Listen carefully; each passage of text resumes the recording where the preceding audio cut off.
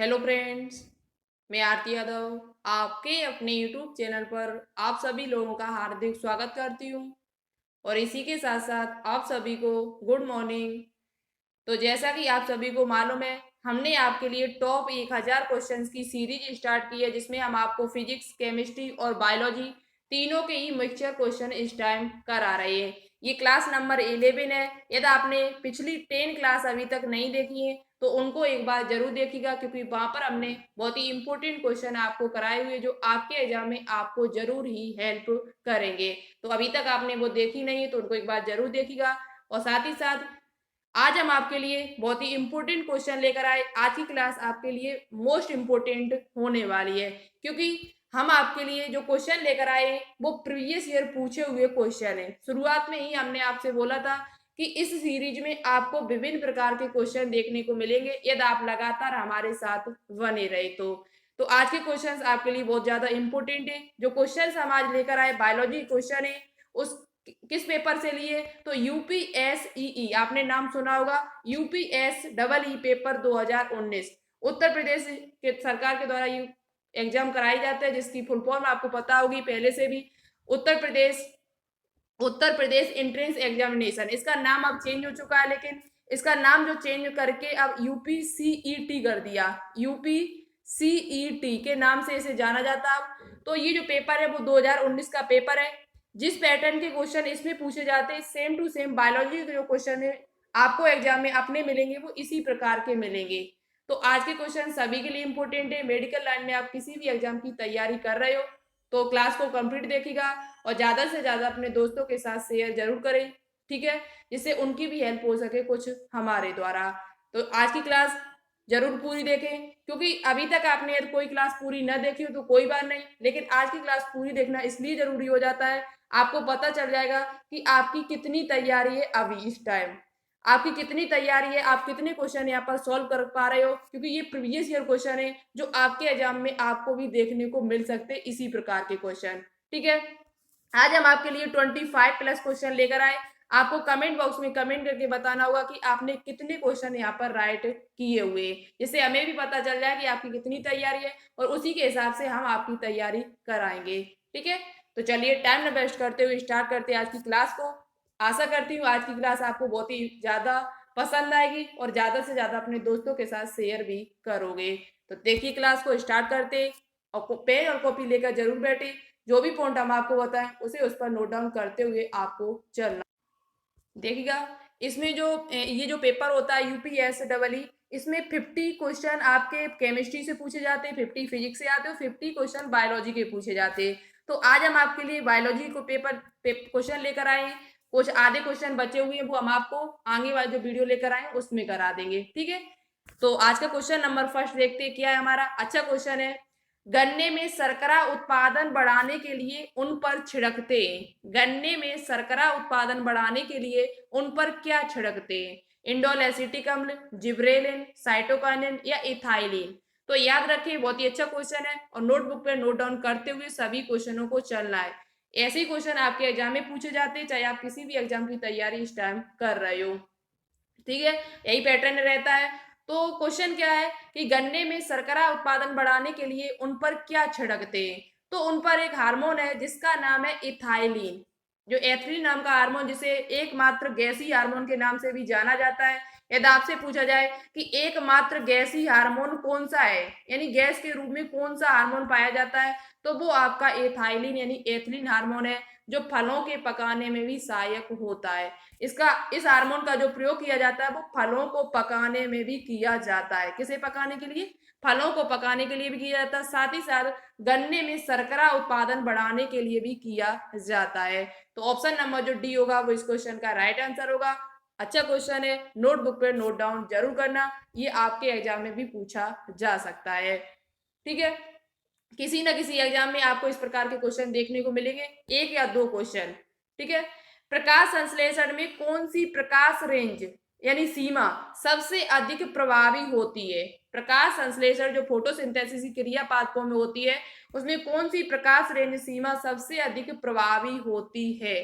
तो अच्छा क्वेश्चन है, इसका जो राइट आंसर होगा वो आपका लाल रंग, यानी जो रेड कलर होता है वो बहुत ज्यादा प्रभावी होता है। आप ये ना सोचे कि प्रकाश संश्लेषण क्रिया हो रही तो उसमें हरा कलर इंपोर्टेंट होगा ज्यादा, नहीं, ऐसा नहीं है। हरा कलर जो होता है उसकी जो वो प्रकाश रेंज उसकी जो होती है वो सबसे कम होती है। हरे कलर की प्रकाश रेंज कम होती है, जबकि लाल रंग की जो प्रकाश रेंज जो सीमा होती है वो सबसे ज्यादा होती है। आप ना कंफ्यूज में हमेशा रहे कि प्रकाश संश्लेषण क्रिया हो रही तो क्लोरोफिल उसमें सहायक है भोजन बनाने में, तो आप हरा कलर पे टिक कर दें, ऐसा नहीं है। प्रकाश रेंज की जब बात की जाती है तो लाल रंग की प्रकाश रेंज सबसे ज्यादा होती है। सबसे अधिक प्रभावी जो होती है वो कौन सा कलर होता है? लाल रंग, रेड कलर आपका सबसे ज्यादा प्रभावी होता है। इसलिए ऑप्शन नंबर जो सी होगा वो इस क्वेश्चन का राइट आंसर होगा। चलिए आगे क्वेश्चन देखते हैं। नेक्स्ट क्वेश्चन अच्छा क्वेश्चन है और हम आपको कई बार ये क्वेश्चन करा भी चुके हैं। कौन सा क्लोरोफिल का एक घटक है? कौन सा क्लोरोफिल का एक घटक है? देखो ये पेपर हम आपके लिए क्यों लेकर आए, लेने लाने का जो कारण है वो हमारा ये है कि आपको भी पता चले कि जो हम क्वेश्चन करा रहे हैं वो आपके काम के हैं या नहीं। जो क्वेश्चन हम आपको करा रहे हैं इसी प्रकार के क्वेश्चन आपके एग्जाम में पूछे जाते हैं या नहीं पूछे जाते। तो ये क्वेश्चन तो हम आपको कई बार करा चुके हैं और आपको पता भी होगा इसका आंसर भी, जिन्होंने क्लास हमारी लगातार देखी होगी। तो देखो क्वेश्चन क्या है, कौन सा क्लोरोफिल का एक घटक है? Copper, manganese, magnesium, iron. तो देखो क्लोरोफिल जो होता है, जो इसे हम पर्ड आयरन कहते हैं, जो फोटोसिंथेसिस क्रिया बहुत ज्यादा सहायक है भोजन बनाने पादपों की। तो जो क्लोरोफिल होता है वो आपका कार्बन, हाइड्रोजन, ऑक्सीजन, नाइट्रोजन और मैग्नीशियम नाम की धातु से मिलकर बना होता है। तो इसमें जो मेन घटक है, देखो कार्बन, हाइड्रोजन और नाइट्रोजन तो दिया नहीं हमें, ओनली हमें क्या दिया इसमें? मैग्नीशियम। क्या दिया हुआ? मैग्नीशियम। तो इसमें पूछा गया आपसे कि कौन सा क्लोरोफिल का एक घटक है, तो वो आपका मैग्नीशियम धातु है। कौन सी धातु है? मैग्नीशियम धातु है, जो किसमें पाई जाती है? क्लोरोफिल में पाई जाती है। पिछली क्लास में हमने इसका क्वेश्चन भी कराया, वहां पर इसका फॉर्मूला भी आपको बताया हुआ था। अभी 2-3 दिन हुए, ज्यादा नहीं, ठीक है। तो इसका राइट आंसर क्या होगा? ऑप्शन नंबर जो सी होगा वो इस क्वेश्चन का राइट आंसर होगा। इस क्वेश्चन जो हम क्वेश्चन आपके लिए लेकर आए, इसमें विभिन्न प्रकार के जो क्वेश्चन हमने आपको कराए हुए वही क्वेश्चन आपको यहाँ पर मिलेंगे बहुत ज्यादा देखने को। नेक्स्ट क्वेश्चन है, कौन सा टेरिडोफाइट धान के लिए जैव उर्वरक के रूप में उपयोग किया जाता है? कौन सा टेरिडोफाइट है जो धान के लिए जैव उर्वरक के लिए प्रयोग किया जाता है? सबसे पहले हम आपको बता देते हैं, टेरिडो जो फाइट होते हैं उसमें आपके क्या आते हैं? फर्न आते हैं। टेरिडोफाइट में जो पादप आते हैं उनको फर्न भी कहा जाता है। क्या कहा जाता है? फर्न। उसी के साथ साथ एक क्वेश्चन आपसे पूछा जाता है और पूछा भी आगे जा सकता है आपसे कि जो टेरिडोफाइट में फर्न आते तो मॉस किस में आते हैं? तो मॉस नाम के जो पादप आते हैं वो आपके ब्रायोफाइट में आते हैं। किस में आते हैं? ब्रायोफाइटा जो है हम आपको डिटेल से ये चैप्टर पढ़ा देंगे, जो आपको कभी प्रॉब्लम नहीं होगी आपको एग्जाम में, ठीक है। अभी अच्छे से थोड़ा सुन लेना। टेरिडोफाइट में आपके फर्न आते हैं, जबकि ब्रायोफाइटा में मॉस नाम के पादप आते हैं। अब इनको कैसे याद करोगे? तो हम आपको बहुत ही अच्छी तरीके से समझाते हैं कि बहुत ही अच्छी ट्रिक्स बताते हैं जिससे आप कभी नहीं भूल सकते हो। ट्रिक्स हमारी क्या है? बम फूटा, बम फूटा, बम फटा, ऐसे भी कह सकते हो, बम फटा। बा से ब्रायोफाइट, ब्रायोफाइट में क्या आते हैं? हमेशा आपके मॉस आते हैं। ब्रायोफाइटा जो है उसमें क्या आते हैं? मॉस पादप आते हैं। और फा से फर्न और टा से टेरोडोफाइट, यानी टेरोडोफाइट में आपके क्या आते हैं? टेरोडोफाइट में आपके फर्न पादप आते हैं। तो आप ये ट्रिक्स अच्छे से याद कर लें, बम फटा, ठीक है। इससे आपके दोनों क्वेश्चन अच्छे से याद हो जाएंगे। अब बात करते हैं इसके आंसर की। कौन सा टेरिडोफाइट धान के लिए जैव उर्वरक के रूप में कार्य करता है, यानी खाद के रूप में बहुत उपयोग किया जाता है? तो वो आपका एजोला है। एजोला जो है वो एक प्रकार का फर्न है और ये शैवाल से मिलता जुलता होता है। शैवालों से मिलता, इसकी जो आकृति यानी इसकी संरचना देखी जाए तो वो शैवालों से मिलती जुलती है और ये पानी में पाया जाता है। कहाँ पर पाया जाता है? नमी वाले स्थानों पर पाया जाता है। तो एजोला नाम का जो टेरिडोफाइट है, पादप है, वो धान के लिए बहुत ज्यादा आवश्यक होता है। ये उसकी उत्पादन को बढ़ाने के लिए भी आवश्यक है, ठीक है। तो ऑप्शन नंबर जो ए होगा वो इस क्वेश्चन का राइट आंसर होगा। तो आप यहीं से याद कर लेना, टेरिडोफाइटा में क्या आते हैं? हमारे फर्न आते हैं, जबकि ब्रायोफाइटा में आपके क्या आते हैं? मॉस आते हैं। ट्रिक हमने आपको क्या बताई? तो बम फटा, ओके। नेक्स्ट क्वेश्चन की बात करते हैं। कवकों की कोशिका भित्ति का मुख्य घटक है। कवकों की कोशिका भित्ति किसकी बनी होती है? ये भी क्वेश्चन हमने आपको कई बार कराया हुआ है। क्वेश्चन कभी भी एग्जाम में कठिन नहीं पूछे जाते, क्वेश्चन वही पूछे जाते हैं जो आप हमेशा करते रहते हो, पढ़ते रहते हो। लेकिन बात क्या है, आप पढ़ो लगातार, जब आप पढ़ते हो तो क्वेश्चन करने में कभी आपको प्रॉब्लम नहीं आएगी। हमेशा ज्यादा से ज्यादा कोशिश ये किया करो कि थ्योरी उसकी आपको कंप्लीट पता होनी चाहिए। थ्योरी यदि आपको अच्छे से पता है तो कभी भी एग्जाम में आपको कोई प्रॉब्लम नहीं होगी। ठीक है, तो थ्योरी की क्लास शाम को हमारी चलती है बायोलॉजी में, उसे जरूर देखा करो। ओके। कवकों की कोशिकावृत्ति का मुख्य घटक क्या है? तो कवकों कोशिकावृत्ति जो आपकी होती है वो काइटिन नाम के पदार्थ की बनी होती है। किसकी बनी होती है? काइटिन नाम की। ये आपसे बात कर ली जाए कि शैवालों किसकी बनी होती है, तो शैवालों की जो कोशिकावृत्ति होती है वो सेलुलोज की बनी होती है। शैवालों की जो कोशिकावृत्ति होती है वो किसकी बनी होती है? सेलुलोज से बनी होती है। यही बात कर ली जाए पादपों कोशिकावृत्ति, तो पादपों की जो कोशिकावृत्ति होती है उसमें मुख्य तो पदार्थ आपका सेलुलोज होता है, लेकिन उसी के साथ साथ आपका पेक्टिन भी पाया जाता है, डेक्स्ट्रिन भी पाया जाता है और हेमी सेलुलोज भी पाया जाता है। लेकिन मुख्यतः जब आपसे पूछा जाए तो सेलुलोज आपको ऑप्शन में मिलेगा। इससे ज्यादा यदि हो सके तो हेमी सेलुलोज भी मिलता है। हेमी सेलुलोज, हेमी सेलुलोज और सेलुलोज नाम के पदार्थ से पादपों की कोशिकावृत्ति बनी हुई होती है। जो सेलवाल होती है वो पादपों किसी बनी होती है? सेलुलोज, हेमी सेलुलोज से मिलकर बनी होती है। कवकों की बात कर ली जाए तो काइटिन की, शैवालों की बात कर ली जाए तो भी वो सेलुलोज से ही मिलकर बनी होती है। ठीक है, अच्छे से आपको याद हो चुका होगा। नेक्स्ट क्वेश्चन की बात करते हैं। देखो, एक क्वेश्चन के साथ साथ आपको जरूर एक क्वेश्चन एक्स्ट्रा में मिलेगा। ठीक है, ब्रेड बनाने में किसका प्रयोग किया जाता है? ब्रेड बनाने में किसका प्रयोग किया जाता है? तो देखो, ब्रेड बनाने में एक कवक की प्रजाति होती है ईस्ट। क्या होती है? ईस्ट। ईस्ट नाम का जो कवक होता है, उसका नाम का जो कवक है उसका प्रयोग आपका कहाँ किया जाता है? ब्रेड बनाने में किया जाता है, केक बनाने में किया जाता है। तो उसमें भी किस कवक का प्रयोग किया जाता है ये आपसे पूछा गया है। तो ब्रेड बनाने में सैकेरोमाइसीस सेरेबेसी का प्रयोग किया जाता है, जो ऑप्शन नंबर सी हमारा लिखा हुआ है। सैकेरोमाइसीस सेरेबेसी नाम का एक कवक है जिसका प्रयोग ब्रेड बनाने में किया जाता है, केक बनाने में किया जाता है। इसलिए कौन सा ऑप्शन ठीक है? ऑप्शन नंबर सी होगा, वो हमारा राइट होगा। ईस्ट को खमीर भी कहा जाता है, इस बात को भी आप लोग याद रखें, कभी कभार हिंदी में दे दिया जाता है खमीर। तो खमीर, ईस्ट का जो दूसरा नाम है वो आपका खमीर होता है। और ब्रेड बनाने में आपको पता लग गया होगा किसका प्रयोग किया जाता है। नेक्स्ट क्वेश्चन की बात करते हैं। एक नील हरे शैवाल जिसमें प्रचुर प्रोटीन होता है, ऐसा कौन सा साइनोबैक्टीरिया है जिसमें बहुत ज्यादा प्रोटीन पाई जाती है? तो देखो, सबसे ज्यादा जो प्रोटीन है किस साइनोबैक्टीरिया में पाई जाती है, तो वो आपके इस किसमें पाई जाती है? स्पाइरुलिना। स्पाइरुलिना नाम का एक साइनोबैक्टीरिया है जिसमें सबसे ज्यादा प्रोटीन पाई जाती है। क्या पाई जाती है? प्रोटीन पाई जाती है। इसलिए ऑप्शन नंबर जो बी होगा वो हमारा राइट होगा। साइनोबैक्टीरिया इंग्लिश में कहा जाता है, हिंदी में से नील हरित शैवाल, ब्लू ग्रीन एल्गी भी कहा जाता है। ब्लू ग्रीन एल्गी के नाम से भी जाना जाता है इसे, ब्लू ग्रीन और एल्गी के नाम से भी जाना जाता है। साइनोबैक्टीरिया भी कहते हो, नील हरित शैवाल के नाम से भी जाना जाता है। तो सबसे ज्यादा प्रोटीन किसमें पाई जाती है? तो स्पाइरुलिना में पाई जाती है। तो ऑप्शन नंबर जो बी होगा वो इस क्वेश्चन का राइट आंसर होगा।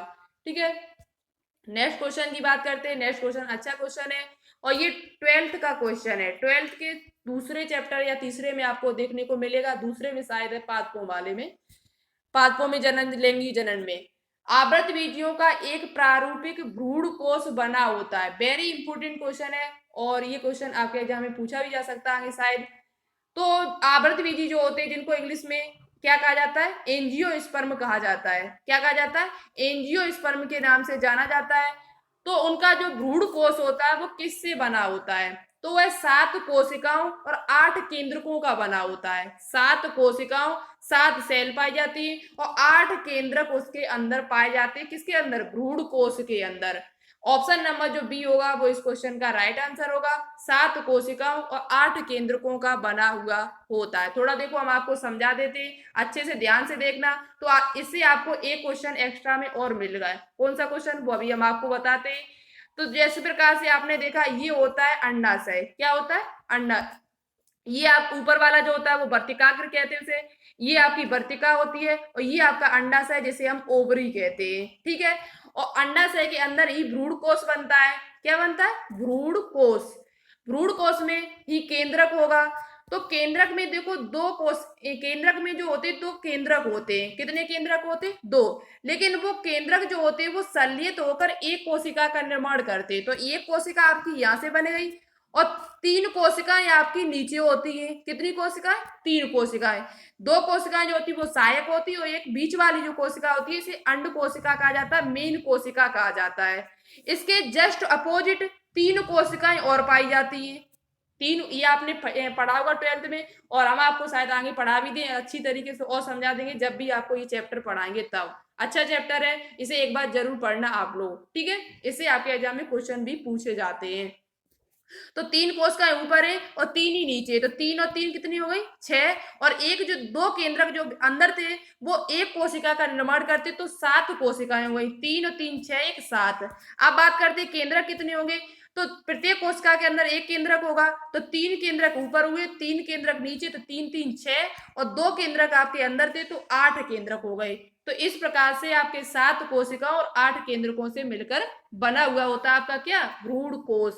अच्छे से समझ में आ गया होगा। ना समझ में आए तो कमेंट बॉक्स में कमेंट करके बताना, हम आपको दोबारा से बता देंगे। ऊपर की जो 3 कोशिकाएं इनको क्या कहा जाता है यदि आपसे पूछा जाए, तो ऊपर की जो 3 कोशिकाएं होती है इनको प्रतिमुख कोशिकाएं कहा जाता है। क्या कहा जाता है? प्रतिमुख कोशिकाओं के नाम से जाना जाता है। और नीचे की जो 3 होती है वो 2 सहायक कोशिकाएं होती है और एक बीच वाली जो होती है उसे अंड कोशिका कहा जाता है। बीच में आपकी क्या होती है? केंद्रक होता है, और केंद्रक जो होता है वो 2, उसमें जो केंद्रक होते हैं संख्या कितनी होती है? 2 केंद्रक होते हैं। और यदि कोशिका बन जाए तो दोनों केंद्रक संलयित होकर एक कोशिका का निर्माण करते हैं, इसलिए 7 कोशिकाएं हो जाती है और 8 केंद्रक से मिलकर बना हुआ होता है। तो ऑप्शन नंबर जो बी होगा वो इस क्वेश्चन का राइट आंसर होगा। नेक्स्ट क्वेश्चन देखते हैं। ये भी आपका 12th का क्वेश्चन है, अनुवांशिकी से लिया हुआ है।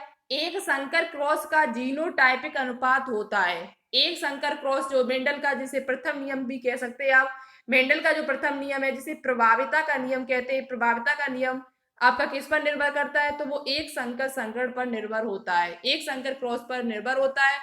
तो एक संकर क्रॉस में जीनोटाइपिक अनुपात आपसे पूछा गया, जीन प्रारूप अनुपात आपसे पूछा गया है।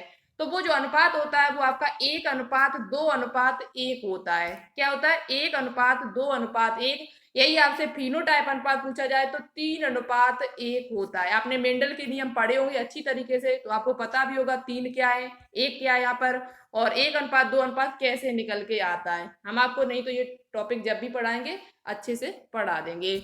और अनुवांशिकी से हमेशा 1-2 क्वेश्चन आपके एग्जाम में पूछे भी जाते हैं।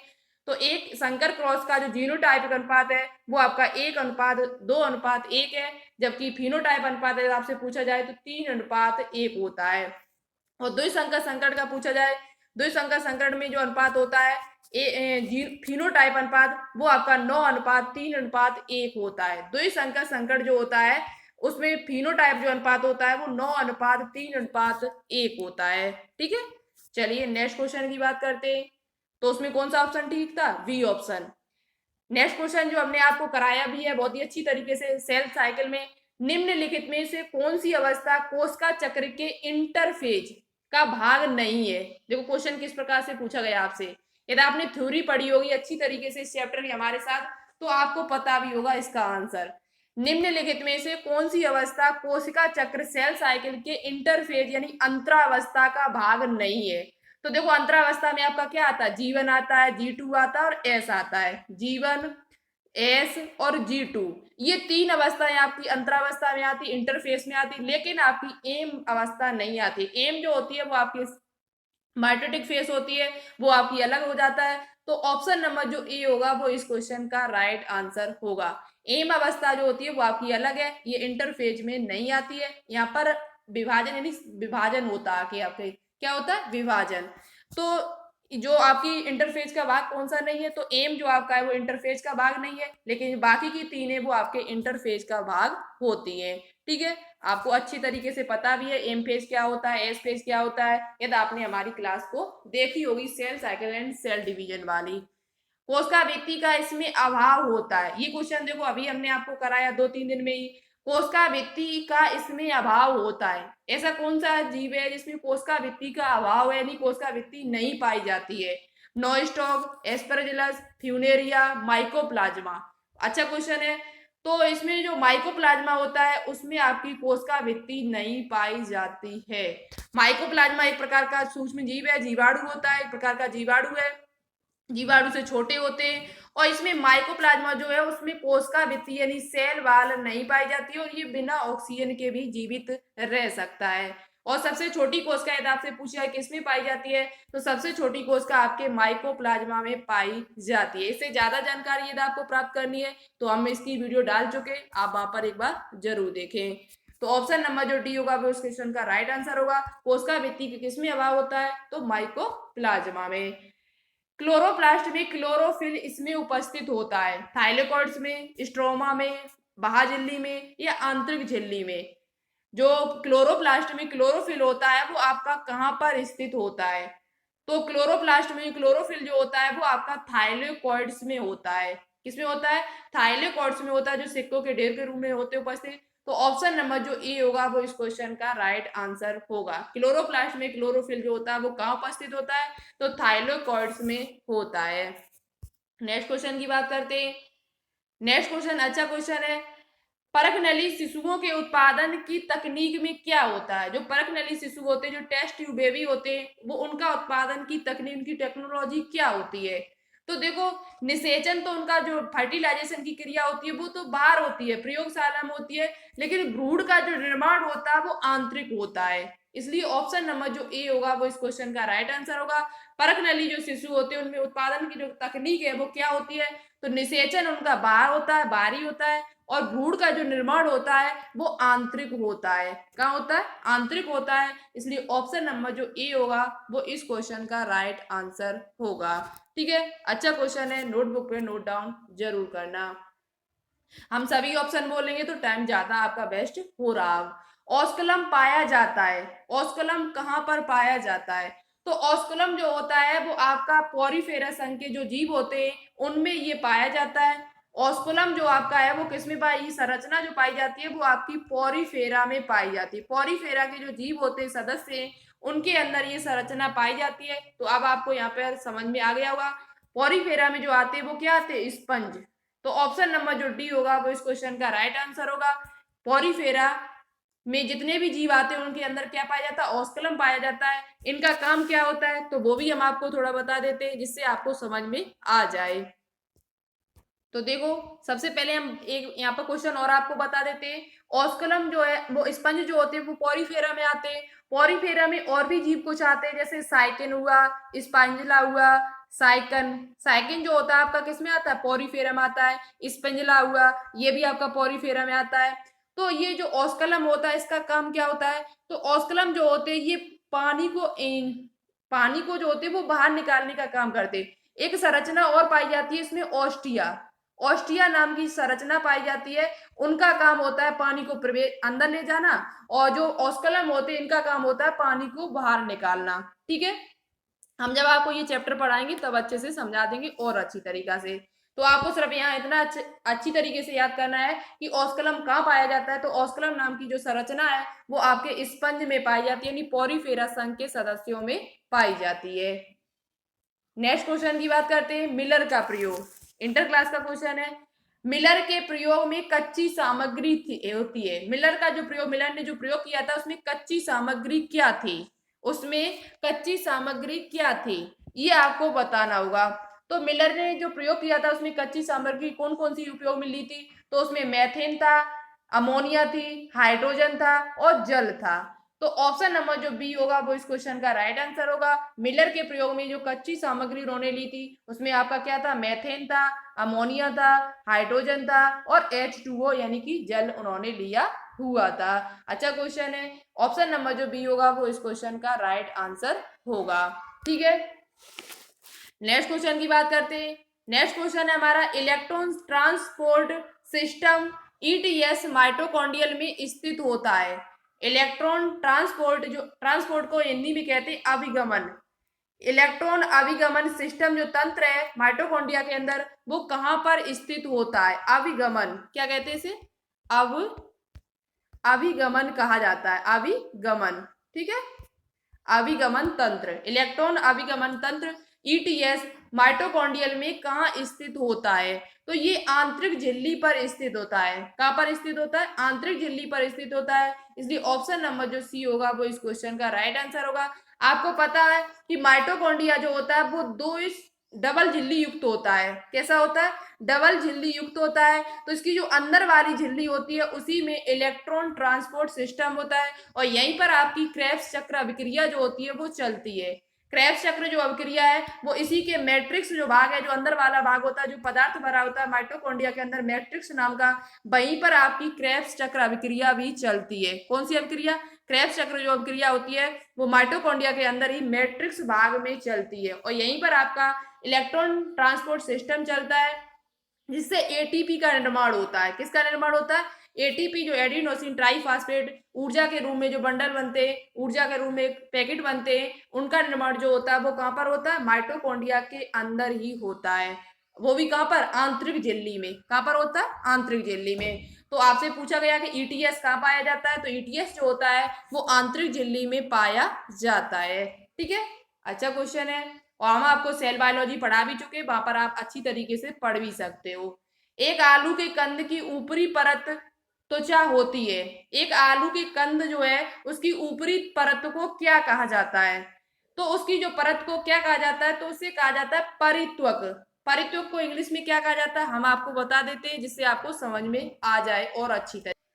तो देखिएगा, जो परत्वक होता है उसे इंग्लिश में कहा जाता है पेरीडर्म। क्या कहा जाता है? पेरीडर्म। पेरीडर्म जो होता है वो कंद, जो आलू का कंद की ऊपरी परत को पेरीडर्म कहा जाता है। आपको पता है आलू एक प्रकार का तना है। आलू क्या एक प्रकार का स्टेम होता है। यदि आपसे पूछा जाए आलू एक प्रकार का कंद है, जड़ तना है, जड़ है, क्या है, तो आपका आंसर जो होगा वो आलू एक प्रकार का तना होता है। इसका जो भोजन होता है वो तने में इकट्ठा होता है, तने में एकत्रित होता है। आलू में जो भोजन संग्रह होता है वो कहाँ पर होता है? तने में होता है। तो आलू एक प्रकार का क्या है? तना होता है। आलू के कंद की जो ऊपरी परत है उसे त्वचा को क्या कहा जाता है? तो उसे परित्वक या पेरीडर्म कहा जाता है। ठीक है, अच्छे से क्लियर हो चुका होगा। आगे की बात करते हैं नेक्स्ट क्वेश्चन की। नेक्स्ट क्वेश्चन, आगे के जो क्वेश्चन है बहुत ही इंपॉर्टेंट है, तो लगातार हमारे साथ बने रहना। ठीक है, और आपके एग्जाम में आपको बहुत ज्यादा हेल्प भी ये क्वेश्चन करेंगे। एक क्वेश्चन के साथ आपको एक्स्ट्रा में भी मिल रहा है, सबसे अच्छी बात तो ये है। क्वेश्चन है एम्ब्रियोफाइटा में सम्मिलित है। एम्ब्रियोफाइटा में क्या सम्मिलित है? एम्ब्रियोफाइटा में कौन से आते सदस्य? तो एम्ब्रियोफाइटा में आपके ब्रायोफाइटा आता है। क्या आता है? ब्रायोफाइटा।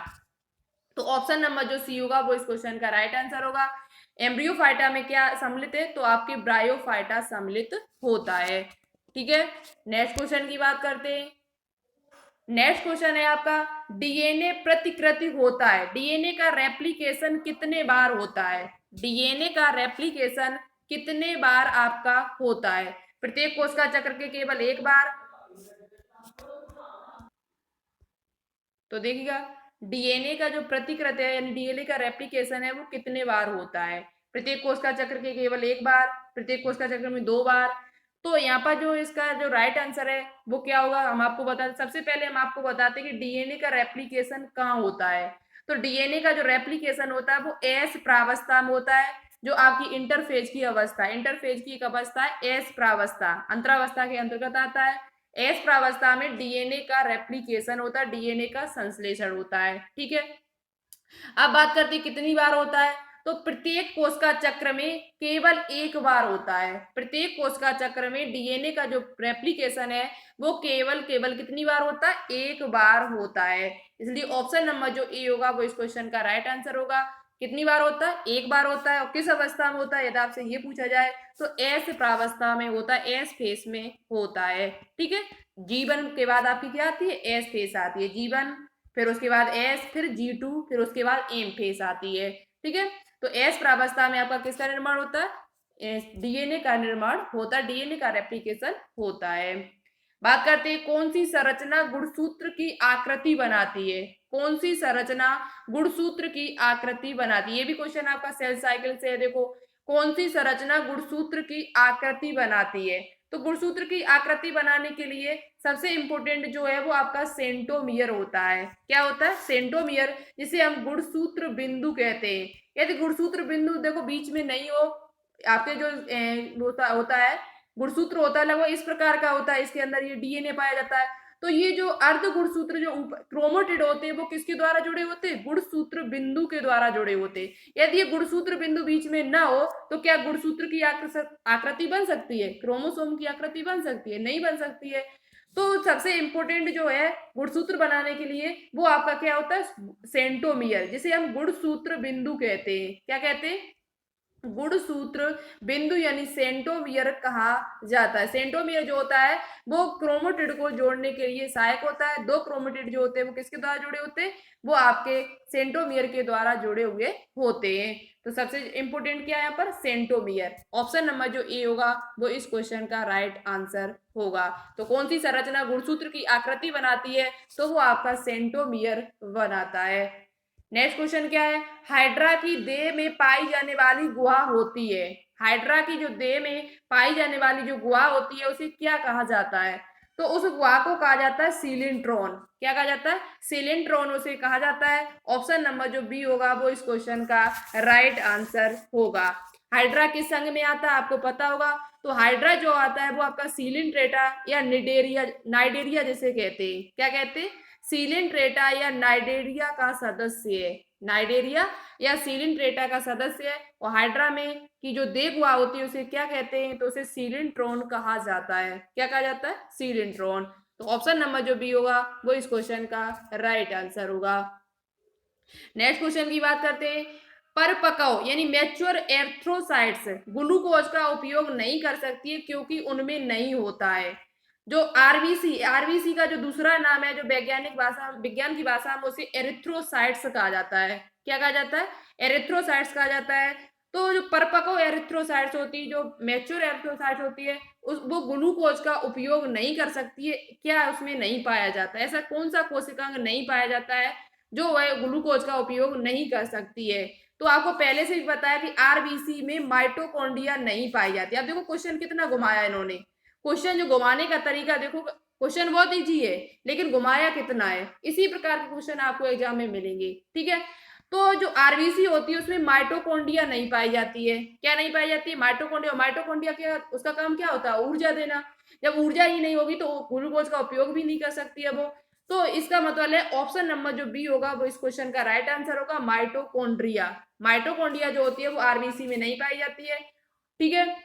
तो कौन सा ऑप्शन ठीक है, ऑप्शन नंबर जो बी होगा वो इस क्वेश्चन का राइट आंसर होगा। यहाँ ये क्वेश्चन अच्छा यही बनता है कि आरबीसी का दूसरा नाम क्या होता है, तो एरिथ्रोसाइट्स कहा जाता है। क्या कहा जाता है, एरिथ्रोसाइट्स कहा जाता है। जबकि डब्ल्यूबीसी को क्या कहा जाता है, तो ल्यूकोसाइट कहा जाता है। प्लेटलेट्स को क्या कहा जाता है, तो थ्रोम्बोसाइट्स कहा जाता है। थ्रोम्बोसाइट्स के नाम से उसे जाना जाता है। तो आरबीसी में कौन सा कोशिकांग नहीं पाया जाता है, तो आरबीसी में माइटोकॉन्ड्रिया नहीं पाया जाता है। एएबीबी द्वारा निर्मित युग्मकों के प्रकार होंगे। एएबी द्वारा निर्मित युग्मकों के प्रकार होंगे। कौन सा आंसर राइट होगा, इस क्वेश्चन का आंसर आपको कमेंट बॉक्स में कमेंट करके बताना होगा।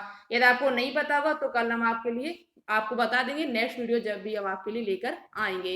इसका क्या आंसर होगा, कैसे सॉल्व होगा, इस प्रकार के क्वेश्चन आप सॉल्व करना आते हैं या नहीं आते होंगे तो हम आपको कल सॉल्व करना जरूर सिखा देंगे। इसका आंसर कौन होगा आपको कमेंट बॉक्स में कमेंट करके बताना होगा।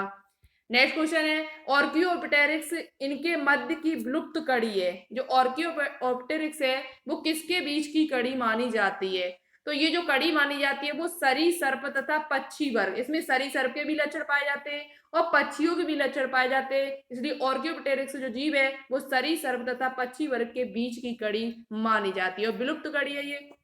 ऑप्शन नंबर जो डी होगा वो हमारा राइट आंसर होगा। तो और ये किसके बीच की कड़ी है, सरीसर्प यानी और पक्षी वर्ग के बीच की कड़ी मानी जाती है। अच्छा क्वेश्चन है, नोटबुक पे नोट डाउन जरूर करना। नेक्स्ट क्वेश्चन की बात करते हैं, लेमार्क का उपार्जित लक्षणों की वंशागति सिद्धांत इस पुस्तक में प्रकाशित हुआ था। लेमार्क ने एक सिद्धांत दिया था जिसे कहते हैं उपार्जित लक्षणों की वंशागति, जबकि डार्विन ने दिया था प्राकृतिक संबंधी से। प्राकृतिक संबंधी जब बात कर ली जाए तो वो डार्विन से संबंधित है, डार्विन नाम के वैज्ञानिक संबंधित उससे। और जब उपार्जित लक्षणों की बात की जाए तो वो लेमार्क से संबंधित है। उपार्जित का मतलब होता है ऐसे लक्षण जो जन्म के पश्चात उत्पन्न होते हैं। जन्म के पश्चात जो लक्षण उत्पन्न होते हैं उनको क्या कहा जाता है, उपार्जित लक्षण कहा जाता है। तो उपार्जित लक्षणों की जो वंशागति सिद्धांत है वो किस पुस्तक में दिया गया था, तो वो आपका फिलोसफी जूलॉजिक में लिया प्रकाशित हुआ है। किसमें हुआ है, किस पुस्तक में प्रकाशित हुआ, तो वो फिलोसफी जूलॉजिक पुस्तक में प्रकाशित किया गया है। तो ऑप्शन नंबर जो ए होगा वो इस क्वेश्चन का राइट आंसर है। ठीक है, नेक्स्ट क्वेश्चन की बात करते हैं। नेक्स्ट क्वेश्चन है, स्वतः जनन सिद्धांत की व्याख्या किसके द्वारा की गई थी। स्वतः जनन सिद्धांत है, उसकी व्याख्या किसके द्वारा की। स्वतः जनन का मतलब है खुद से, यानी अपने आप जन्म होना, अपने आप जन्म होना जीवों का। तो स्वतः जनन सिद्धांत की व्याख्या है वो बोन हेलमोंट के द्वारा दी गई थी। इसकी जो व्याख्या है वो किसके द्वारा की गई थी, बोन हेलमोंट नाम के वैज्ञानिक थे, उन्होंने इसकी व्याख्या की हुई थी। लेकिन इनका जो कहना था वो ये था कि इन्होंने, आपने प्रयोग पढ़ा होगा कि 21 दिनों तक किसी कमीज को यदि 21 दिनों गेहूं में रखते हैं तो किसी जीव का निर्माण हो जाता है, चूहों का निर्माण हो जाता है। किसका निर्माण हो जाता है, इन्होंने एक प्रयोग करके देखा था कि किसी कमीज को यदि गेहूं में रखते हैं 21 दिनों तक तो चूहों का निर्माण हो, यानी स्वतः जनन हो जाता है। तो ये गलत है, ऐसा नहीं होता है। तो इनका नियम को जब प्रयोग जो उन्होंने किया था उसका खंडन किया था एक वैज्ञानिक थे जिनका नाम है एफ रेडी। यदि आपसे पूछा जाए कि स्वतः जनन सिद्धांत का खंडन किसने किया था, तो वो आपका एफ रेडी है। और ये व्याख्या किसने सबसे पहले की थी, तो वो आपके बोन हेलमोंट ने की थी। आपको यहाँ जो ऑप्शन टिक करना है वो बोन हेलमोंट करना है, क्योंकि यहाँ पूछा गया है वो स्वतः जनन सिद्धांत की व्याख्या पूछी गई तो बोन हेलमोंट करना है। यदि यही पूछा जाता कि स्वतः जनन सिद्धांत का खंडन किसने किया है, तो वो एफ रेडी ने किया हुआ था। किसने किया था, एफ रेडी ने। ठीक है, नेक्स्ट क्वेश्चन की बात करते हैं। नेक्स्ट क्वेश्चन है, असतत विभिन्नताओं का कारण है। सतत विभिन्नताओं का कारण क्या है। क्रॉसिंग ओवर, उत्परिवर्तन, गुणसूत्रों का पृथक्करण या स्वतंत्र अपभ्रंशन। इसका भी आंसर आपको कमेंट बॉक्स में कमेंट करके बताना होगा। यदि आपको नहीं पता होगा तो नेक्स्ट वीडियो में हम आपको बताएंगे आके। ठीक है, तो ये कुछ क्वेश्चन थे हमारे जो आपके प्रीवियस ईयर क्वेश्चन पूछे हुए क्वेश्चन है और आपको एग्जाम में बहुत ज्यादा हेल्प भी करेंगे। तो क्लास कैसी लगी आज की, कमेंट बॉक्स में कमेंट करके ज्यादा से ज्यादा सभी लोग बताएं। और अभी तक आपने क्लास को लाइक न किया, पसंद आई तो प्लीज इसे एक बार लाइक कर दें। और अभी तक आपने हमारे चैनल को सब्सक्राइब कर बेल आइकन को प्रेस ऑल पर क्लिक नहीं किया तो कर लीजिएगा, क्योंकि इसी प्रकार की वीडियो आपको लगातार मिलती रहेंगी। और इस सीरीज में हम आपको बहुत ही इंपोर्टेंट क्वेश्चन कराने वाले हैं हमेशा, जो आपके लिए बहुत ज्यादा इंपोर्टेंट होंगे। ठीक है, तो चलिए आज के लिए इतना ही, मिलते हैं नेक्स्ट वीडियो में। ओके, जय हिंद, जय भारत।